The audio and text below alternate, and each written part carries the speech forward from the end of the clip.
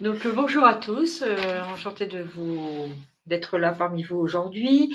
Donc effectivement, avec ma collègue Raphaël, nous allons vous présenter l'offre de services CEP pour les Cap Emploi. Mais avant toute chose, je voulais vous présenter d'abord un peu plus qui nous sommes, et notamment Keops, finalement le réseau des Cap Emploi. De quoi s'agit-il, pour que vous ayez un aperçu en tout cas de l'ensemble de ce réseau. Ce réseau, les Cap Emploi sont rassemblés autour d'un réseau national qui s'appelle Keops, et en déclinaison, nous avons un Keops régional.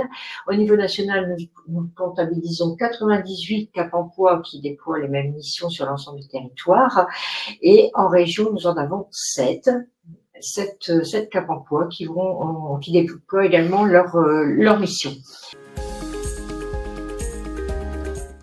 Le réseau régional, donc nous avons effectivement 7 Cap Emploi, 7 Cap Emploi qui sont, théoriquement, les Cap Emploi sont répartis par département.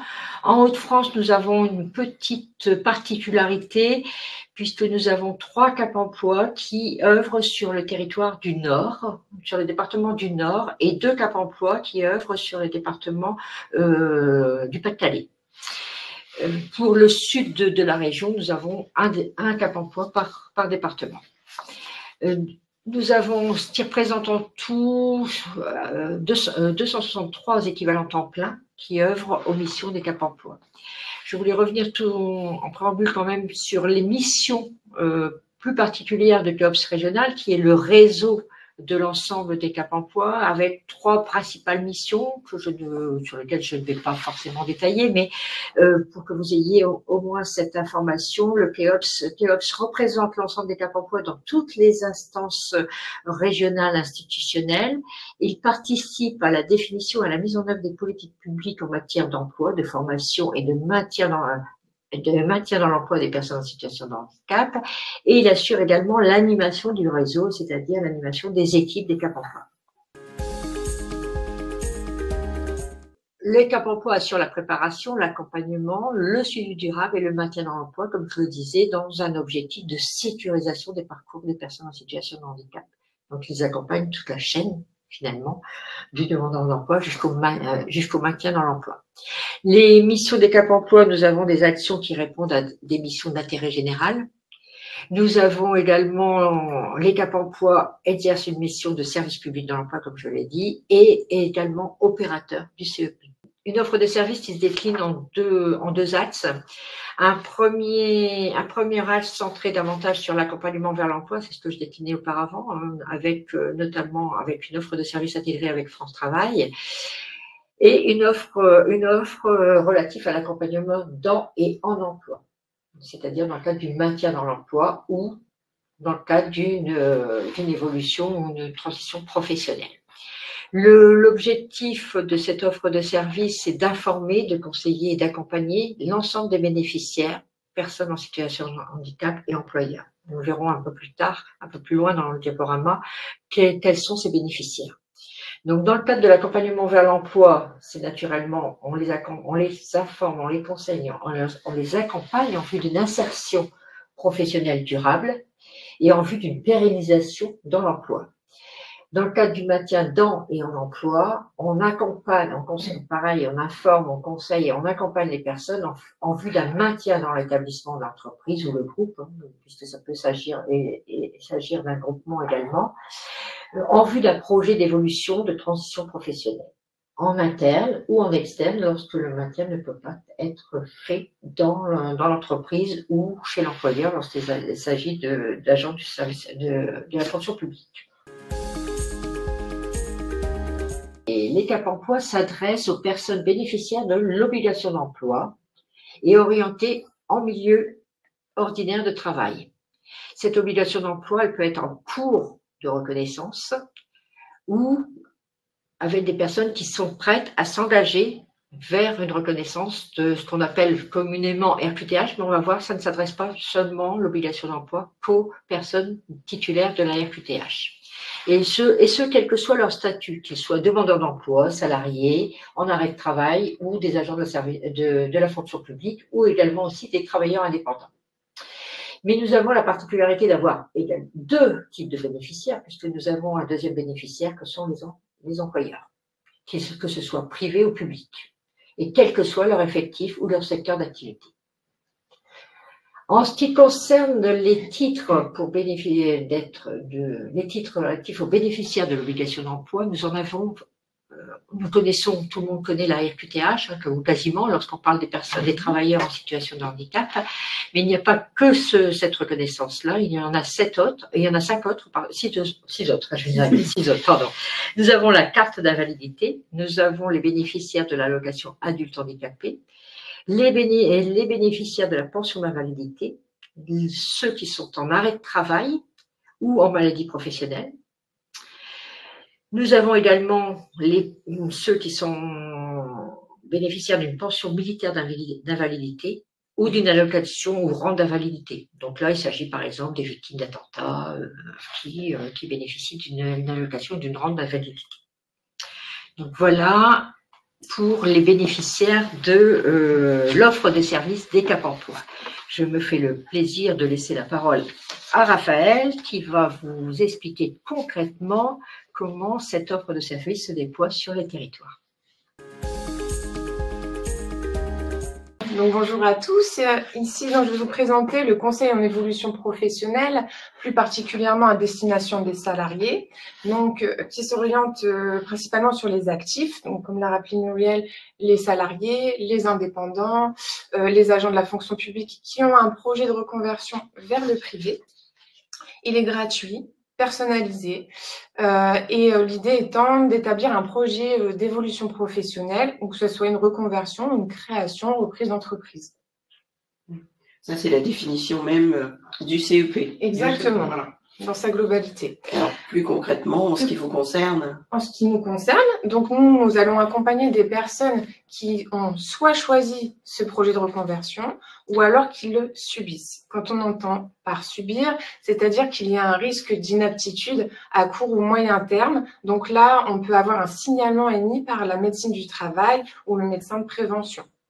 Si la reconversion est plutôt choisie, c'est-à-dire que c'est une personne donc, titulaire du titre de bénéficiaire de l'obligation d'emploi, qui souhaite faire le point sur sa carrière, évoluer sur d'autres missions, mais il faut en tout cas que le handicap soit le frein principal. Je vais vous donner un exemple, une personne qui est diabétique, qui travaille dans le tertiaire, qui souhaite de nouveau rester dans le même secteur de travail, il n'y aura peut-être pas forcément de plus-value à l'accompagnement Cap Emploi. Dans ce cadre-là, c'est le droit commun qui prévaut. Dans tous les cas, on peut venir aussi en appui ponctuel, c'est-à-dire qu'un partenaire s'interroge sur la plus-value ou non de l'accompagnement Cap Emploi ou a besoin de renseignements, nous pouvons intervenir à tout moment. Voilà, donc on a bien énuméré les titres donc de bénéficiaires d'obligation d'emploi, donc à destination de tous les salariés en poste, dont le handicap est le frein principal. Donc sinon, on fait le relais vers nos partenaires, dont l'opérateur Avenir Actif qui est intervenu le mois dernier. Les salariés peuvent être en poste ou en arrêt de travail. Par contre, on va vérifier que le licenciement d'inaptitude ne va pas intervenir dans les 3 mois qui suivent, sinon on n'aura pas forcément le temps d'intervenir au niveau de la reconversion. Donc, comme je le disais, on accompagne aussi les agents de la fonction publique s'il y a un projet de reconversion vers le secteur privé. Sinon, on orientera plutôt vers le conseiller mobilité carrière, en tout cas le référent handicap de la structure en question. Et ensuite, les travailleurs indépendants.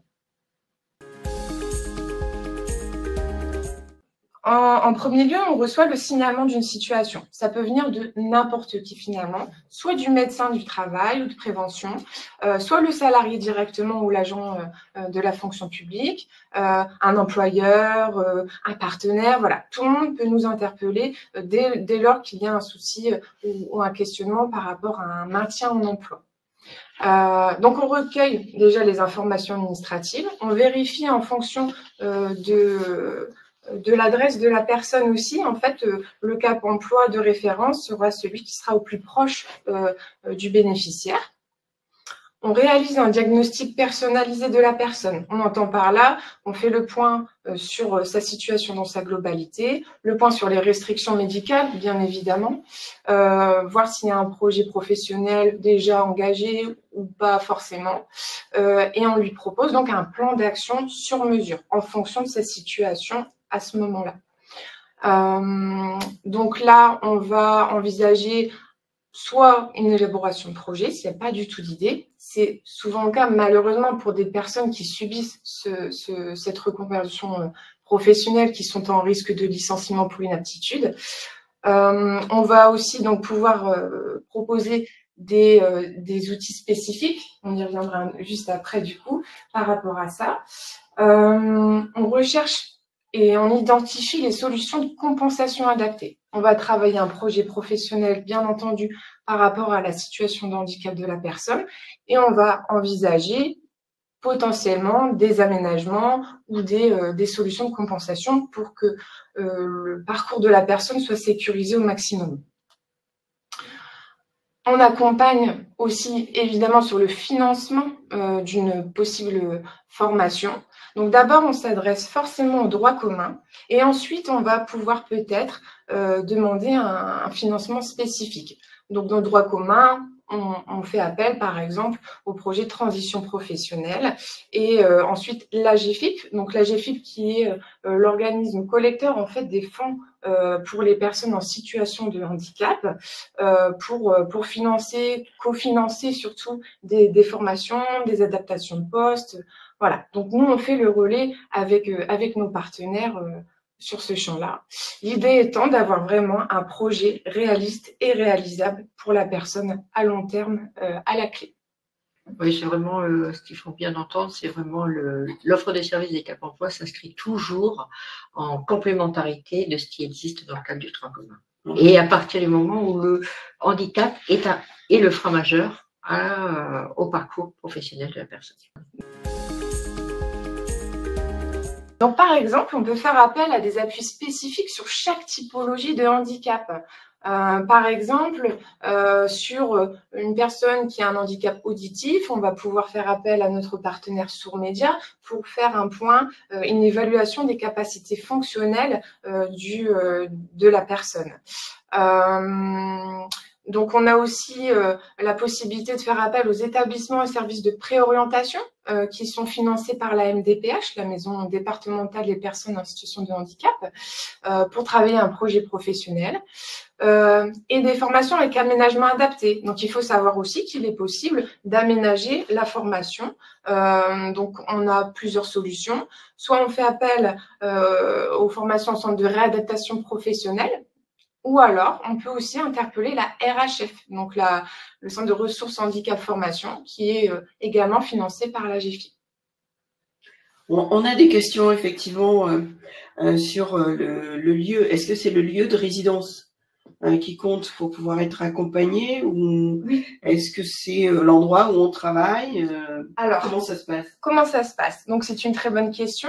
Si il y a des difficultés et une demande d'aménagement de poste, là, c'est le Cap Emploi qui va intervenir au plus proche de l'employeur, en fait, pour l'aménagement du poste. Si c'est pour la personne, travailler son projet professionnel, à ce moment-là, c'est le lieu de résidence de la personne qui prévaut sur l'accompagnement pour éviter des déplacements trop longs finalement. Donc, ça peut être les deux en fait. Ça dépend vraiment de la situation. C'est ça. Donc nous, on fera le relais entre Cap Emploi finalement en fonction de la demande de la personne. C'est qu'on peut être en arrêt maladie et faire appel à vos services. Tout à fait. Donc, le salarié peut être en poste ou en arrêt de travail. Ce qui arrive souvent quand les personnes sont en risque de licenciement pour inaptitude, ce qui est intéressant de savoir, c'est que la personne peut réaliser des actions spécifiques sous réserve d'acceptation de la CPAM, par exemple, pour faire une immersion professionnelle, une PMSMP. Ou un essai encadré. Donc, un essai encadré, c'est la possibilité pour un salarié, qui soit travailleur handicapé ou non d'ailleurs, c'est un dispositif proposé par la Sécurité sociale, de tester son poste ou un autre poste au sein même de sa structure pour préparer la reprise future. Donc, le salarié est toujours en arrêt à ce moment-là. On a la possibilité de faire un bilan de compétences ou éventuellement une formation. Alors, quelques chiffres sur les Hauts-de-France, donc pour le conseil en évolution professionnelle délivré par les Cap Emploi. Donc, on a 7568 personnes demandeurs d'emploi, bénéficiaires de l'obligation d'emploi, qui ont été accompagnées donc, par les services de Cap Emploi, et 1315 salariés.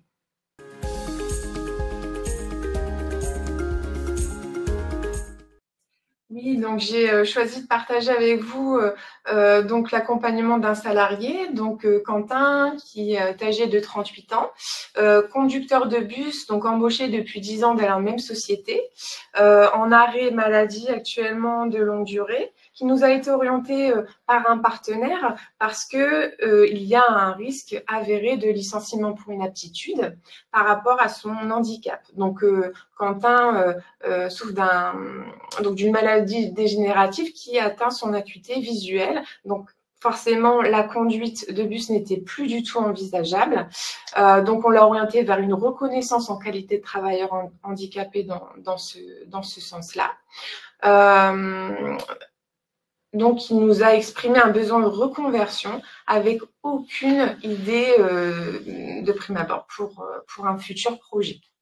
Donc, d'abord, on réalise un diagnostic. Donc, j'ai sollicité notre partenaire Voir Ensemble, donc sur un appui spécifique pour évaluer les capacités fonctionnelles liées à son handicap afin d'avoir des préconisations et identifier du matériel adapté. Par exemple, par rapport à l'outil informatique, j'ai pu avoir des informations complémentaires sur le contraste inversé, donc l'écriture blanche sur fond noir qui est plus confortable pour Quentin. Ça, c'est en vue de l'accompagner au mieux ensuite dans le futur pour un bilan de compétences ou une formation et ensuite pour son projet de reconversion. On a co-construit du coup le plan d'action ensuite avec Quentin. D'abord, on passe par la case élaboration de projet parce que là, il n'y avait aucune idée de vers quoi s'orienter, qui soit vraiment en adéquation en plus avec ses restrictions médicales. Donc, je l'ai orienté vers un bilan de compétences pour identifier un projet. Il a ensuite effectué des enquêtes métiers. Et donc une PMSMP, une période de mise en situation au milieu professionnel pour tester le métier sur le terrain. Donc, on a fait d'abord la demande d'accord à la sécurité sociale, bien entendu, puisqu'il était en arrêt maladie à ce moment-là.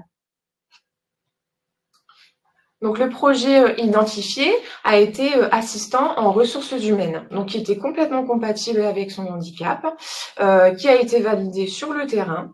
Donc là, on a été à la recherche d'un centre de formation et du financement de cette formation. Donc, on a entrepris deux choses. Le projet transition professionnelle, donc on a fait appel à ce dispositif-là, et on a aussi réalisé un dossier à la MDPH pour une orientation en centre de réadaptation professionnelle. Donc là, on fait une demande à la MDPH de la prise en charge de cette formation qui est adaptée au mieux à cette typologie de handicap justement. Donc, Quentin a pu rentrer en formation en septembre 2024 sur donc assistant en ressources humaines. On a le site internet mon-cep.org où on peut ici mettre sa situation. Donc là, on vous a proposé la situation suivante, donc une personne dont le frein principal est le handicap, le lieu de résidence et ensuite dans une zone géographique déterminée. Et là, vous allez avoir les coordonnées directes du Cap Emploi de référence. On vous a proposé ici les contacts des Cap Emploi de référence en fonction par rapport au secteur géographique. Si vous avez une question, quoi que ce soit, on sera tout à fait enchanté de vous répondre à ces questionnements. Donc, il y a ici les adresses mail, donc les adresses contacts et les numéros de téléphone. Retrouvez plus d'informations sur le conseil en évolution professionnelle et l'accompagnement des actifs sur le site du C2RP. Cette vidéo a été réalisée par le C2RP dans le cadre du contrat de plan régional de développement des formations et de l'orientation professionnelle.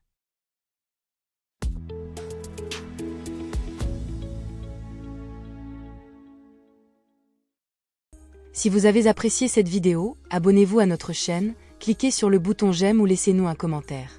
Et pour ne rien manquer des actualités du C2RP, suivez-nous sur LinkedIn.